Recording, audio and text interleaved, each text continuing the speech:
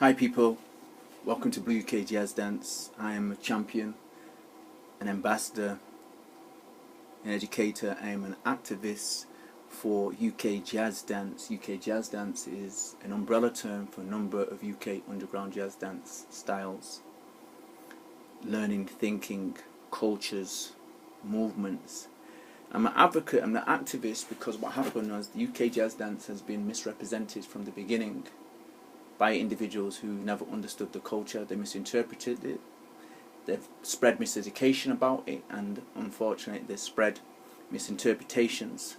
They've all missed African diaspora women from it, or missed the parents of the dancers, because our parents came here. It's an underground art form, and there had to be an underground movement. Where did the underground movement come? From our parents and other African diaspora people that were here already, not being acknowledged,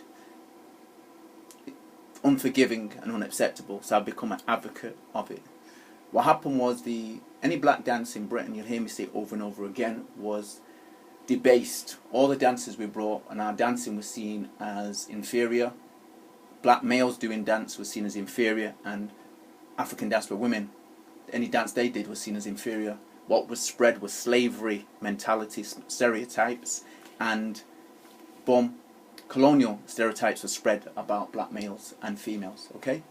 And a leading film that was supposed to do right by us, Absolute Beginners, portrayed the dance styles in this movie from UK Jazz Dance in a colonial way.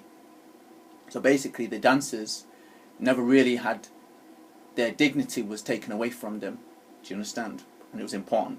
For me as an individual, I recognized that, and I decided I'm going to restore the dignity, restore the legacy of leadership, my legacy of leadership, tell people about the accomplishments, the achievements, what this dance did, because what happened was identified, just like swing, same thing what happened to swing. The elite tried to identify, the dominant groups tried to identify the dance shapes, negative characteristics, etc. It's macho, it's aggressive, and it's none of these things, yeah? I'm one of the individuals that's going to get cut to the chase and say, I'm going to tell you what this dance gave me. That's a picture of me on the right hand side, and to say a picture says 1,000 words, so 1,000 words can go with this. I share with people that UK Jazz Dance taught me about self-leadership coaching, self-mentoring, self-care, self-love, self-healing, self-care Sundays, self-care Saturdays, self-acceptance, self-confidence, self-management. Do you know what I'm saying? It's important. Self-awareness, self-knowledge. It brought me self-actualization. It brought me self-control. It brought me self-development to pursue using my art for self-development, because the dance came for a purpose. So I've used it myself as a vehicle, a tool, an aid to improve and boost my self-confidence, to improve my self-image, because I had a negative self-image and a low self-esteem. So I used it to boost my self-esteem. I have a high self-esteem to give me a positive mental attitude. The dance incorporated many key things, like being in competitions. You need to have a positive mental attitude for that. The dance included traveling around the country, meeting other dancers, collaborating with the dancers. That developed life skills. I'm one of the individuals who went north, south, east and west of the UK, going to competitions, finding the progressive DJs where they were, shopping, going to areas where there's records to shop, clothes, records, and to see other clubs, to see other dancers and see what their styles are like. I was very much a person into research, so research and development is one of the key things that's come out of it. It made me more inquisitive as a person.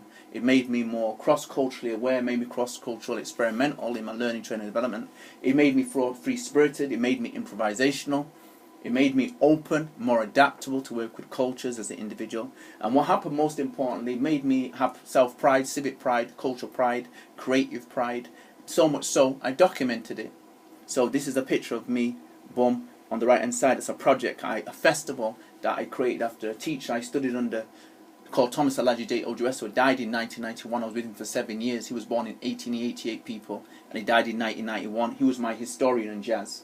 He was my historian on how black people's presence in Britain, and it's an amazing story. He's one of them as an individual, and I created this project because it was something that me and him wanted to do. We wanted people to learn the roots of jazz. Today there's no books still that connect the roots of jazz together. No linking. It's important people understand. We've had nothing but miseducation. So right now the climate in 2019 in August 2019. Rethinking is a big thing around the world because of Eurocentric writing.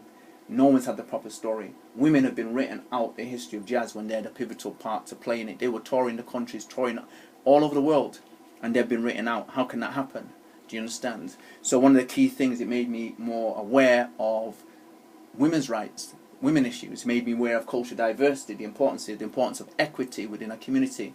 It made me note about health, a shaped positive health behaviour. So this is a picture of me at a time when I've got septus. I was using an event called Mixed Movement, and Mixed Movement happened once a month, and I used the time period, the interim from one event to the other to get me back into health, and it worked successfully.